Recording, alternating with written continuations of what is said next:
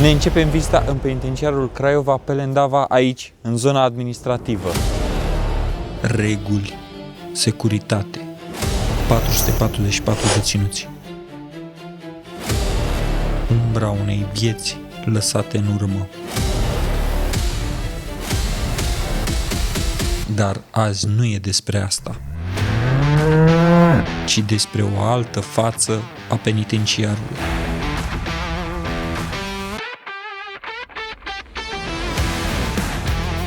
Aici, la Pelendava, am auzit povești despre implicare. A fost teamă că n-am avut resurse, au fost mai mult personal resurse. Povești pe care nu le auzi în altă parte. Și ăsta a fost cam singurul incident de care mi-amintesc aici la Pelendava. Am văzut animale și grija față de ele. Acești viței, mergem cu lapte, cu 2 mese de lapte praf. Sunt avocat de mulți ani, am intrat de nenumărate ori în penitenciar, dar niciodată mai departe de zona de vizită. Am auzit povești, multe, de la deținuți, de la angajați, de la familii, însă nu știam ce se află dincolo de ușile închise. Așa că am decis să merg mai departe. Acesta este proiectul meu, la pas prin penitenciar, fără scenariu, fără judecată. Doar realitatea, așa cum o percep eu, și trebuie să recunosc, am fost surprins, pentru că o altă parte din zona administrativă a penitenciarului Craiova Pelendava, o să spunem pe scurt Pelendava. Vezi, aici este o bucată de verdeață făcută de niște voluntari, dar, așa cum ai văzut, arată foarte bine, parcă ești într-un parc. Avem noroc și de vreme bună și de puțin soare pentru acest cadru foarte, foarte drăguț. Imaginile din această zonă pot crea pentru câteva momente o impresie diferită despre ce înseamnă spațiul unui penitenciar. Ne aflăm în zona administrativă, unde cadrul este mai puțin sever, mai ales în contextul regimului deschis și semideschis. Chiar dacă atmosfera este mai calmă, locul rămâne parte dintr-un penitenciar.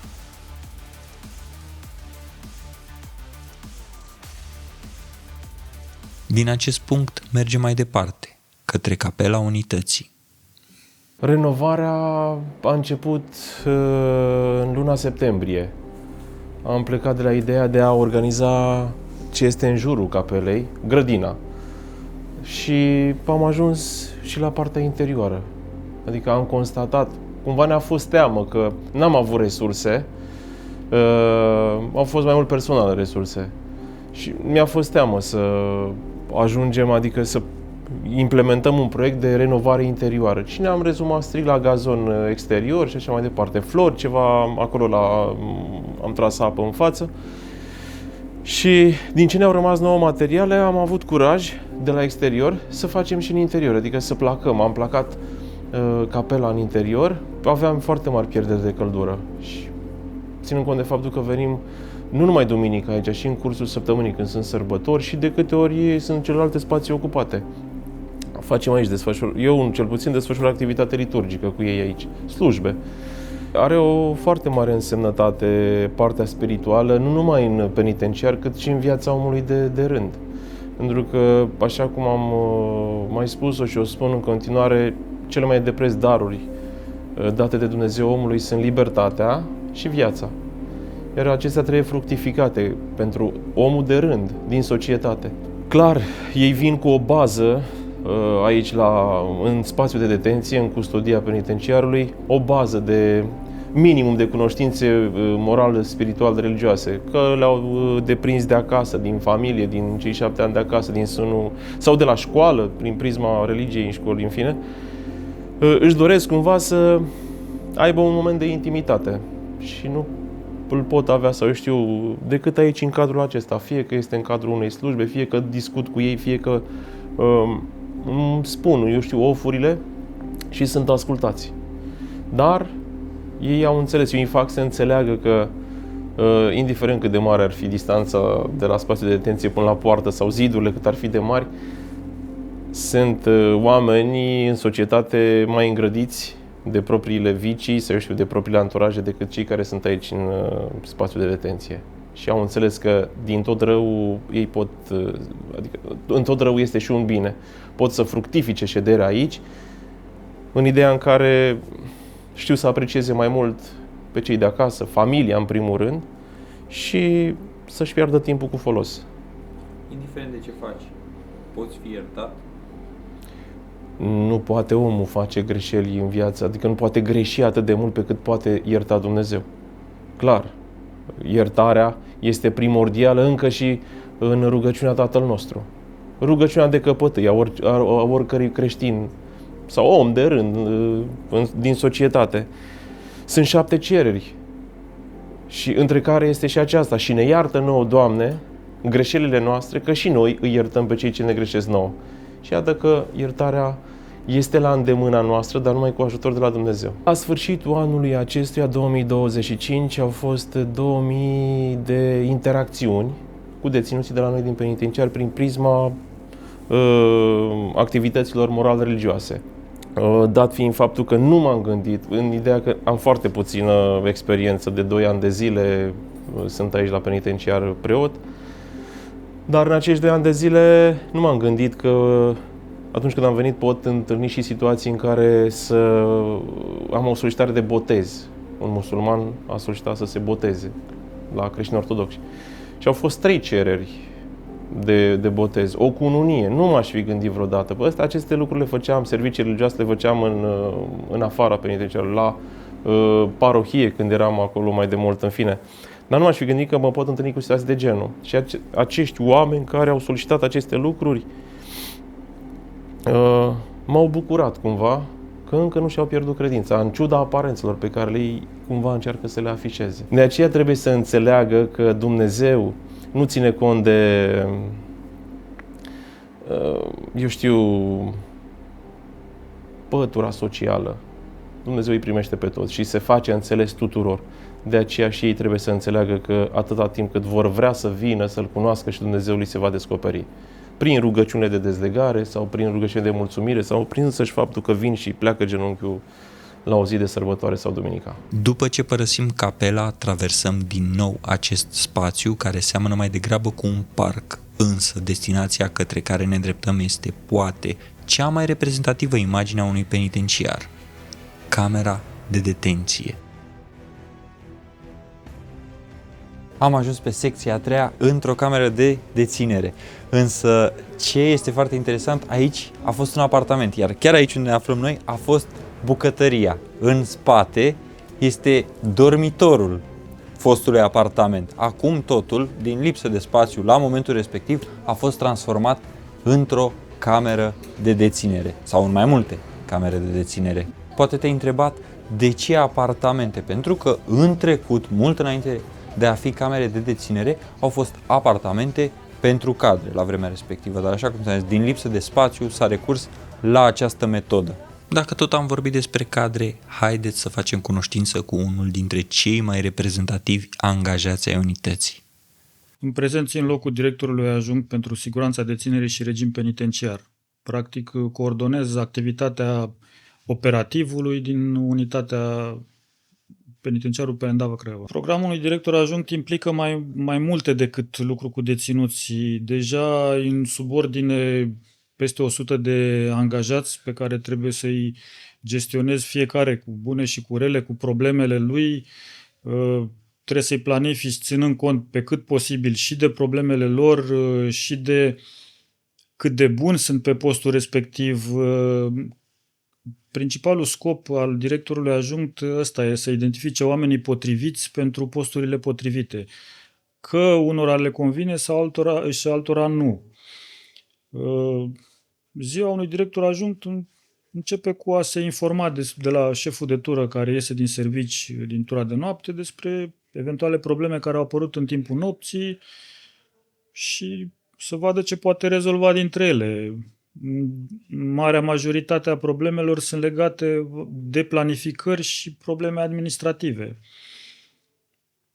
Că problemele deținuților din timpul nopții le rezolvă șeful de tură în momentul respectiv. Adică dacă se bat, îi desparte, îi duce la cabinet, la spital, dacă e nevoie. Noi dimineața constatăm cumva facem celelalte documente necesare. Faptul că am ales penitenciar a fost rezultatul mai multor sfaturi și conjuncturi, de la cunoștințe pe care le aveam și în poliție și în penitenciar și cumva am ales cariera în domeniul ăsta penitenciar. Nu mai sunt persoana introvertită care eram atunci, zic că mă descurc mult mai bine în relațiile interumane acum, reușesc să înțeleg sau, cum spun deținuții, să citesc mai bine persoanele cu care intru în contact și asta cred că mă ajută foarte mult chiar și în viața de zi cu zi.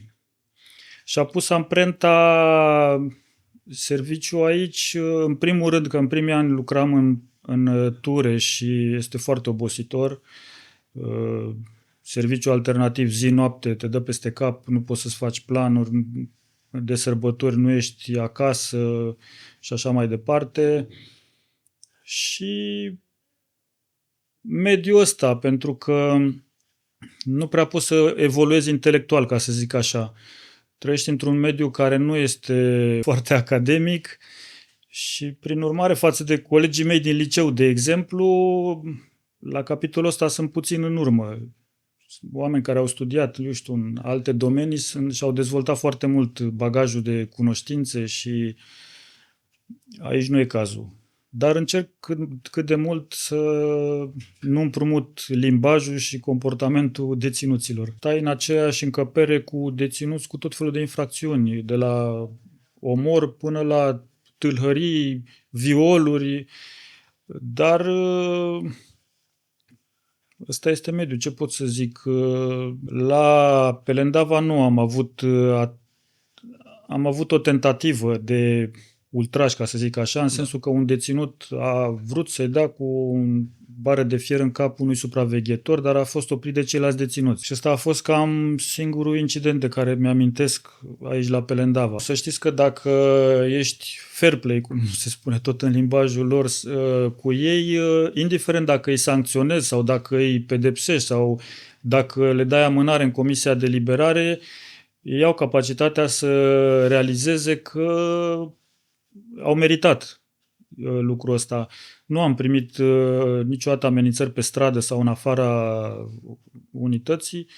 În penitenciar, da, atunci, într-un moment de furie de asta, ei spun multe, că ne vedem noi afară, te bat, te omor, dar afară nu am avut problema asta pentru că, repet, nu am încercat nici să-i sancționez gratuit sau să abuzez cumva de funcția mea sau să mă răzbun pe vreun deținut ca să ajungă la lucrul ăsta. Și din contră, când mă întâlnesc cu ei prin oraș, mă salută, mă întreabă ce mai fac. Ei știu că au greșit, au primit ce au meritat și sunt conștienți că noi nu suntem aici să le facem rău și nu din cauza noastră au ajuns aici. Din contră, principalul nostru scop acum este aplicarea regimului, că așa se și numește funcția. Practic, noi facem tot posibilul să le acordăm toate drepturile de care beneficiază prin legile românești și europene la care am aderat și nu au de ce să vadă în noi un dușman. Sunt niște clasificări pe aici, mari doi, cei care sunt foarte buni la bătaie și reușesc să impună în fața celorlalți. Căutați, necăutați, în sensul că sunt vizitați sau nevizitați, sunt mai mulți termeni împrumutați așa. Majorii sunt agenții, foștii subofițeri, acum sunt agenți. Există termenul de urs, cei care nu știu să citească sau acum urs se zic și la cei care sunt mai fraieri, așa, care nu știu să se descurce. Aici este la mare, e foarte apreciată capacitatea de a te descurca, să obții anumite lucruri, să îți faci viața mai ușoară. La începutul carierei aveam probleme că încercam eu să rezolv toate problemele deținuților, să fie totul bine, să fie toată lumea mulțumită. Cu timpul am constatat că problemele nu se termină, din contră se mulțesc, multe dintre ele sunt inventate, iar altele sunt absurde care nu se pot rezolva. Și încet, încet reușești să te distanțezi de chestia asta, să nu mai pui suflet sau să te mai gândești în afara programului cum să fac să rezolv o anumită problemă, pentru că ai senzația că te chinui în zadar.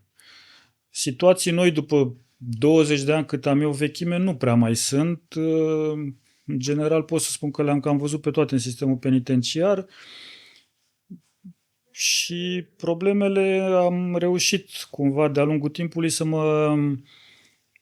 să mă debarasez de ele, în sensul că în momentul în care plec de aici nu mă mai gândesc la problemele deținuților și încerc să-mi văd de viața mea ca să nu-i afectez și pe ceilalți din jurul meu. Aveam însă șocurile astea când vedeam deținuți care se automutilau, certuri, bătăi, atunci erau mai frecvente decât în ziua de azi și aveam așa o strângere de inimă, dar nu pot să spun că frică.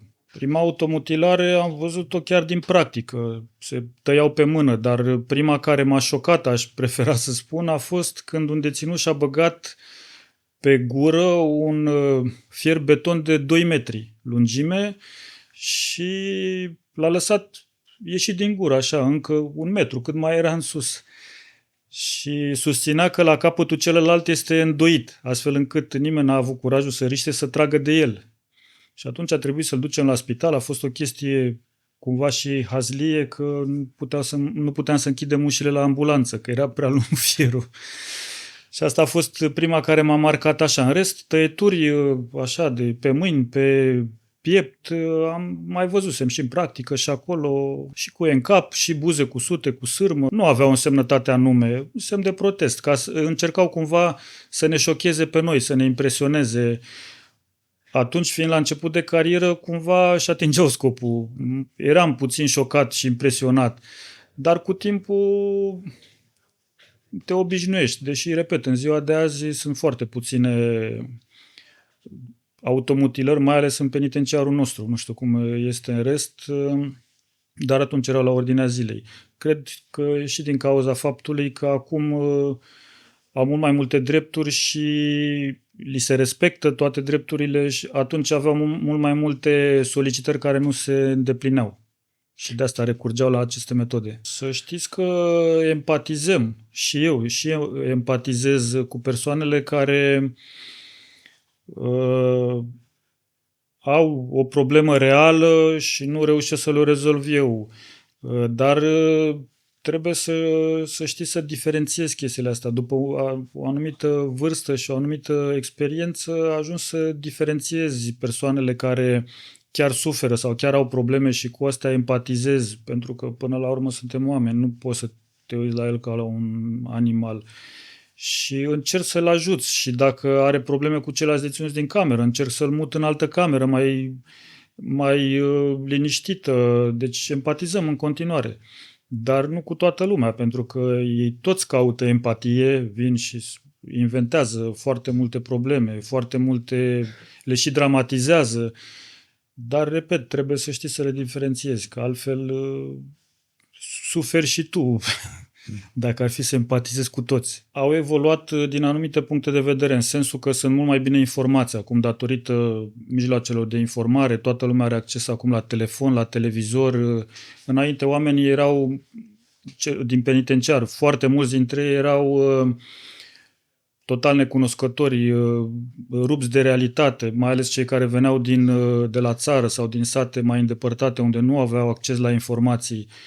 Pe de altă parte, au involuat în sensul că sunt din ce în ce mai puțini deținuți care sunt dispuși să muncească.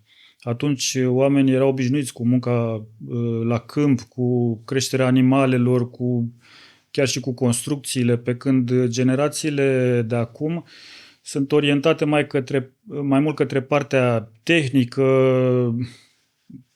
Este și euforia asta a Occidentului, toată lumea visează să meargă în Occident să facă bani ușor și sunt din ce în ce mai puțini cei care sunt dispuși să muncească, să presteze muncă necalificată. Mai ales că noi aici avem nevoie avem ferme de vaci, de porci, de grădini și ar fi nevoie de muncă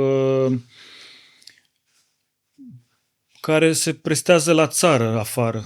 Ori din ce în ce mai mulți deținuți vin din mediul urban acum, chiar din afara țării și nu prea mai au legătură cu munca asta în zona agricolă. Am avut cursuri de calificare finalizate chiar cu diplome de măcelar, de îngrijitor spații verzi, Dar sunt foarte puțini deținuți care își doresc să facă asta pentru că, repet, consideră că pot câștiga bani afară mai ușor decât să muncească efectiv. Sunt frecvent situații copleșitoare în sensul că ești îngrădit de lipsa spațiilor, în primul rând.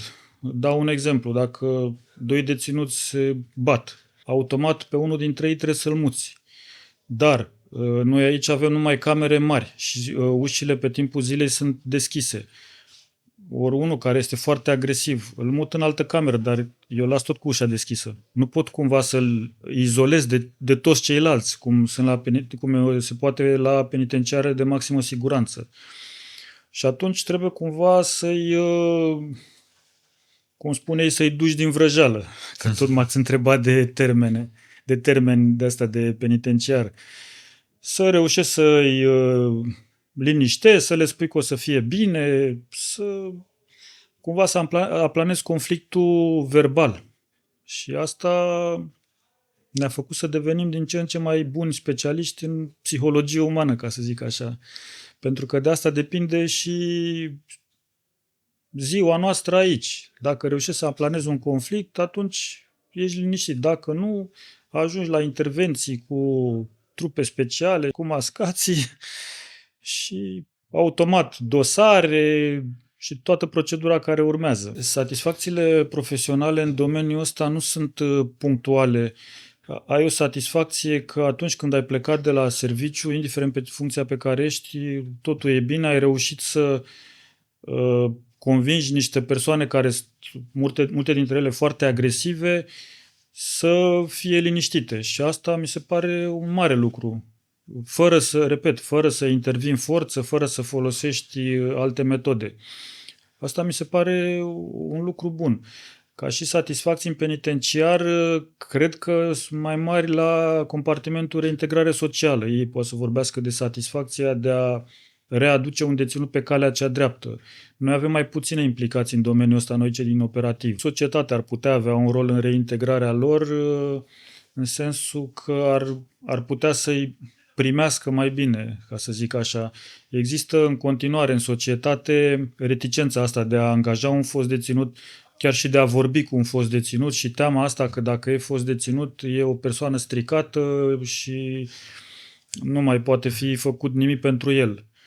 Și dacă am trece peste prejudecățile astea, am putea să reintegrăm mai ușor, pentru că degeaba noi învățăm și le spunem ce bine e să muncești, ce bine e să faci o familie, și el apoi când iese din penitenciar se lovește de un zid. Toată lumea îl marginalizează, toată lumea îl respinge și nimeni nu-i vede calitățile.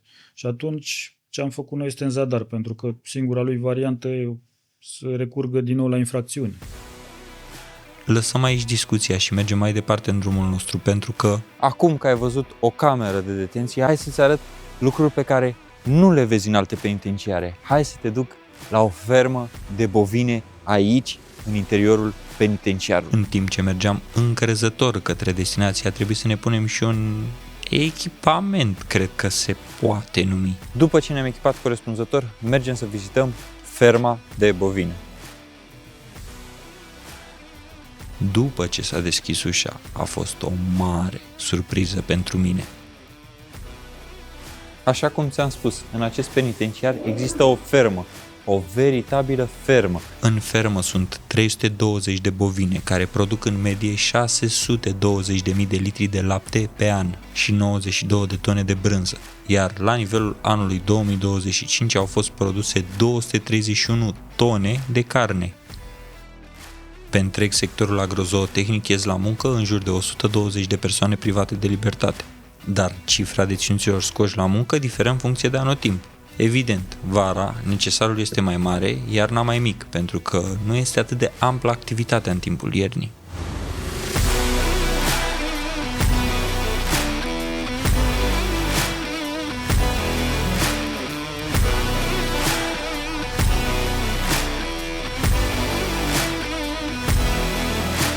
Acum, ieșim din acest corp al fermei și mergem în altul, unde găsim pe cineva cu adevărat abilitat care se ocupă cu îngrijirea animalelor. Aici suntem în sectorul de tineret, să zic așa, tineretul de la vârsta de o lună de zile până la 3 luni jumătate când îi înțărcăm. La acești viței mergem cu lapte, cu 2 mese de lapte praf. Fiecare vițel primește zilnic o rație de 5 litri de lapte. Pe lângă laptele praf folosim fân și un furaj complementar. La tineret, să zic așa, evit să folosesc tratamente, încerc să previn practic apariția infecțiilor. La ei cel mai des apar infecții respiratorii și infecții digestive. Penitenciarul pe Lendava este în multe privințe un loc aparte. Dincolo de ziduri există multă viață, oameni pregătiți să sprijine, să îndrume și să contribuie la un proces real de reintegrare. Există oportunități, există implicare, există pași care pot duce spre o schimbare. Dar dincolo de tot ce ai văzut aici rămâne poate cel mai important gând. Oricât de mult bine s-ar construi într-un astfel de loc, cel mai bine este să nu ajungi niciodată aici. Și cam asta a fost vizita noastră în penitenciarul Craiova pe Lendava. Tu stai aproape de noi să vezi unde ne mai ducem la pas prin penitenciare. Pa!